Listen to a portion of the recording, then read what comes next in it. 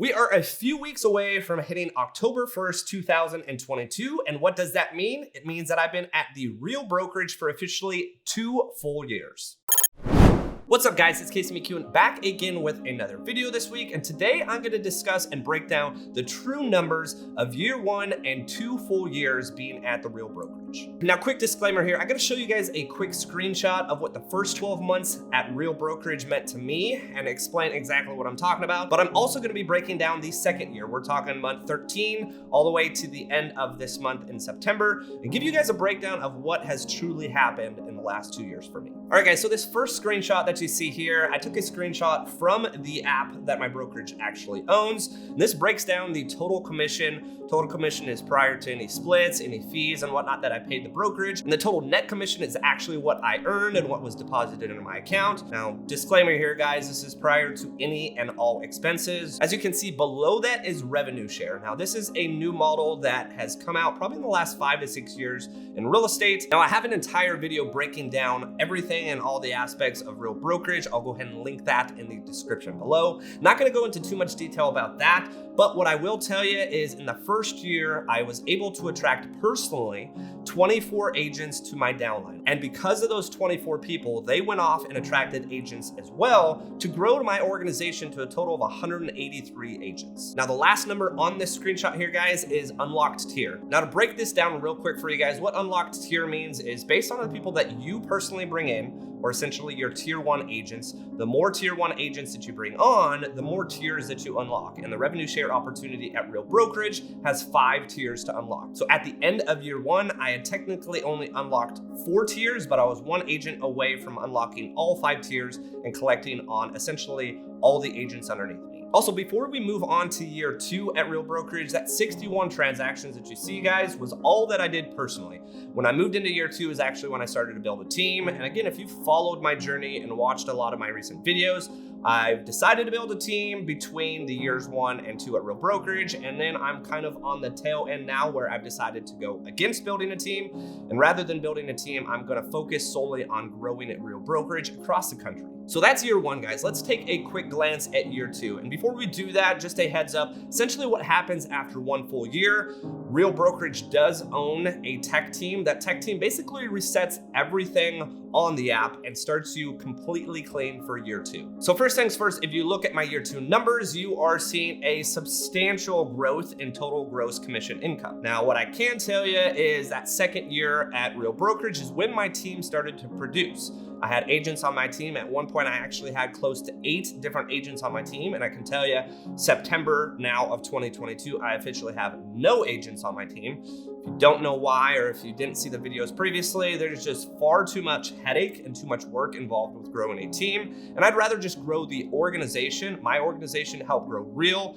And to be honest with you, the connections that I make with producing agents across the country far exceed the relationships that I was building with brand new agents locally. Now, the other thing that you may notice is the total commission is so much higher, but the total net commission is substantially lower than the total commission at the top. Now, the reason is because all of the transactions that my agents did fell under the production of me as the team leader. Now, obviously, if my agents do deals or complete transactions, I'm not taking all of their commission. I'm just going to be taking a portion of their commission. Now, my team agreement basically had anywhere from 25% all the way north to 60% of a commission check. So you're going to have that kind of gap between total commission and net commission because now I have agents underneath me completing deals, but I'm still giving them anywhere from 75% of a transaction all the way to 40% of a transaction. So yes, going to be higher commission, but not nearly as much net commission, but still net commission versus year 1 versus net commission of year 2, I'm still climbing and still growing my business. Now, one reason that I'm making this video is because I certainly want to take a look at year 3. Once I complete year 3 here at Real Brokerage, I can tell you just based off the market and heading into the beginning of my year 3, my total commission is going to see a huge drop off, obviously, because I have no agents on my team, no agents meaning that, the 90 plus transactions that I did in year 2 is really only about 60 or so. And that's about what I do on an annual basis. But the additional 30 is what my agents on my team did. And obviously in year 3, I'm not going to have any agents on my team. So there's going to be a substantial fall off on total commission as well as likely net commissions. What I'm hoping is the gain that I saw in year 2 versus year 1 with revenue share. I'm hoping for an additional step up for year 3. So as we move on to the next thing, as I just mentioned, 90 plus transactions as of right now. I think I have maybe 1 or 2 finishing out or closing in September that would technically be still year 2. So I'd say 94 transactions right now, but I may wind up being at about 96 to 98. I'm gonna fall just shy of 100. But again, that's myself as well as my agents on my team's total transactions. So again, moving into year 3, I'm hoping to be more along the lines of year 1 with about 60 transactions completed. Now, the fun part is the bottom half of this screenshot, which is revenue share. As I mentioned before, Real Brokerage has 5 tiers of revenue share, and at the end of year 1, I was just about to unlock all 5 tiers. Took me about that first 13 months to unlock that 5th and final tier. But moving into year 2, I was essentially collecting revenue share on all 5 tiers. And just as far as a numbers game, when you have 183 people underneath you, those 183 people obviously have the same and equal opportunity to grow. So that 183 has amounted to 299 agents at the end of year 2. Now, there are some qualifications on those agents, whether or not they're qualifying. As you can see at the end of year 1, I had 24 front qualifying agents, and at the end of year 2, I only have 25. Now, what I can tell you is I had a substantial amount more. At one point, I was near 33 or 34 frontline agents, but as I mentioned before, I disassembled my team, so that number's gone down significantly, down to just 25 agents. But I can also tell you the last couple weeks, I brought in a handful, probably 3 or 4 additional agents. That's going to increase that 25 to more around the 30 range. Now, also when it comes to producing tier 1 agents, when you first join Real Brokerage has a 6-month grace period, meaning if I were to bring you as a realtor on underneath my organization here at Real Brokerage, you would be considered a producing tier 1 agent, even though you hadn't closed a deal yet with Real. Now, if 6 months goes by and you don't close a transaction, or if 6 months go by and you only close a minor rental deal, you'll actually fall off as a producing agent. Now, there is some qualifications. It's about 2 deals, just normal real estate transactions. There's an actual dollar amount, but I tune it to about 2 transactions a year to keep you as a producing tier 1 agent. Also, on the flip side, as far as you being able to collect on revenue share, you as well have to be hitting that threshold as far as being a producing tier 1 agent. If you go 6 months without producing anything, if you've got a decent revenue share organization underneath you, you will not be collecting rev share. So let's get to the fun point, guys. That large number in revenue share growth from year 1 at 118,000 to the growth of year 2 at 258,000. It's more than double. It's not quite triple, but it's more than double. Now, I'm going to go ahead and explain this to you and why that number is what it is. Hey, what's up, man? Yo, what's going on, brother? Hey, I'm just filming a Real Brokerage video here on YouTube. Oh, dude, that's awesome, bro. I hear you're driving. What are you doing? I'm going to like a little forecast thing today. What forecast? Like a little economic forecast that this title company's putting on. Oh, okay. You're just networking. Yeah, and then that's like part of my not my mastermind that I started, but the one that I was a part of. Okay. And then I'm gonna go out to lunch, and then I'm gonna go write an offer. But I just signed up, bro. Hey, man, congrats. Thanks a lot, dude. Thanks a lot. So maybe we'll jump on a call with her this afternoon and just love on her and build her up real quick, and I'll introduce her to you. And yeah, get her plugged in. Yeah, I already connected with the PB over in South Carolina. I told her all about her, gave her that info. So just trying to be helpful, you know what I mean? Yeah. We can work through everything, help her announce and get her connected with more people. I know some people in South Carolina too. So okay, awesome, dude. Greenville area? Yeah. Cool. So all right, dude, I'm working on it too. It's gonna be a little bit slower, but I think he's gonna be good too. So perfect. Okay, I'll talk to you a little bit later this afternoon. All right. Good work on the video, though. That was a phone call that I just took from a good friend and fellow agent that used to be in the Oregon market, decided that he wanted to change markets and move to my local market in the North Dallas area. He's actually gone on and attracted agents from across the country, including this specific agent that he's bringing out of South Carolina. Now, the goal here with our organization, just as a brokerage as a whole, is collaboration, meaning that we are going to give all of our efforts to all of the agents across the company and help to bring in producing agents and give back as much as we can. Now, the typical brokerage model, as I mentioned before though, it was basically every man for themselves or every woman for themselves, where you basically as a 1099 employee or a realtor, you may get some help from your local brokerage, but at the end of the day, they're gonna be your competition if they're in your local market. And for a while there, without the ability of Zoom or FaceTime and the technology that comes with it, it was hard to collaborate with agents across the country. You basically had to go to real estate conferences that were held at a national level to be able to meet agents from across the country. Now with a cloud-based brokerage such as Real Brokerage, I'm able to network and jump on Zoom calls and masterminds with agents in my brokerage as well as outside my brokerage that basically are mass producers across the country. So let's jump back to revenue share, guys. Again, this is an equal opportunity for you yourself if you're an agent at another company and elect to join Real, or if you've been an agent at Real for maybe close to 2 years, such as myself. There's certainly not any favoritism here at Real. If you elect to join the company, you have the same opportunity that I have had and have been growing over the last 2 years as a brand new agent to Real joining today. Now, with that being said, I have 299 agents underneath me. I have about 25 producing frontline agents or tier 1 agents. Those 25 agents have grown and grown and grown to the point where they essentially have brought on an additional, 274 agents to account for the entire 299 underneath me. Now, because I have all 5 tiers unlocked, and I'm gonna go ahead and show you just a breakdown of the revenue share here at Real, because I have all 5 tiers broken down, I essentially can collect